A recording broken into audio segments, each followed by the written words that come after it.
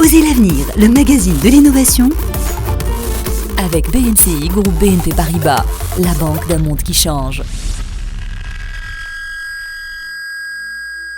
Vous avez toujours rêvé de devenir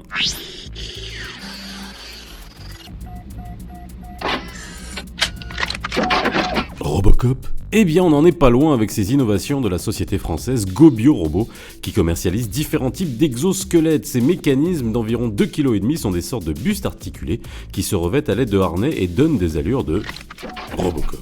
Et ça force aussi par la même occasion. Il s'agit en fait d'un soutien ou d'une prolongation du bras humain dans le but, selon le modèle, soit d'alléger un poids, soit de décupler la force de portée, ou soit de combler un handicap physique. Osez l'avenir a rencontré le directeur de GoBioRobot, Benoît Sagot-Duvaureau. C'était au salon InnoRobot pour vous à Paris.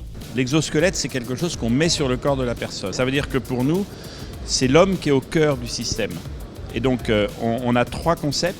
Le premier concept, c'est ce qu'on va appeler l'homme préservé. Comment je fais en sorte que la personne ne s'abîme pas, ne diminue pas ses capacités à cause du travail qu'elle va faire. Donc on a ce petit harnais de posture là qui permet de soulager le mal de dos.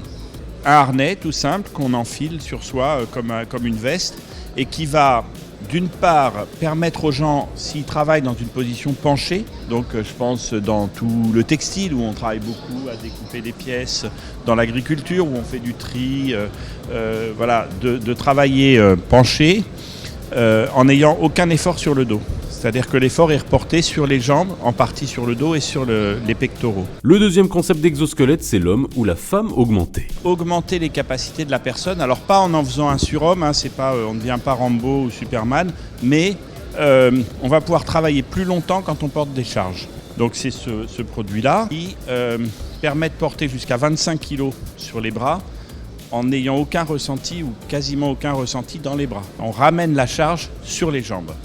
Donc ça permet de tenir quelque chose de 10 kg devant soi sans s'abîmer la musculature des épaules, des coudes, des poignets. Et le troisième exosquelette, l'homme rétabli. Là, on va redonner à une personne une fonction qu'il a perdue. Par exemple, on travaille avec une personne là, qui a eu la polio, donc qui a le bras complètement, les muscles du bras complètement atrophiés. Il n'est plus capable de lever par lui-même son bras. Et on va l'équiper d'un exosquelette motorisé cette fois bien sûr, puisqu'il ne peut plus faire le mouvement, qui va lui permettre de retrouver la mobilité de son bras. Retrouvez Osez l'avenir version web sur la page Facebook de BMCI ou sur YouTube. À demain. C'était Osez l'avenir, le magazine de l'innovation avec BNCI, groupe BNP Paribas, la banque d'un monde qui change.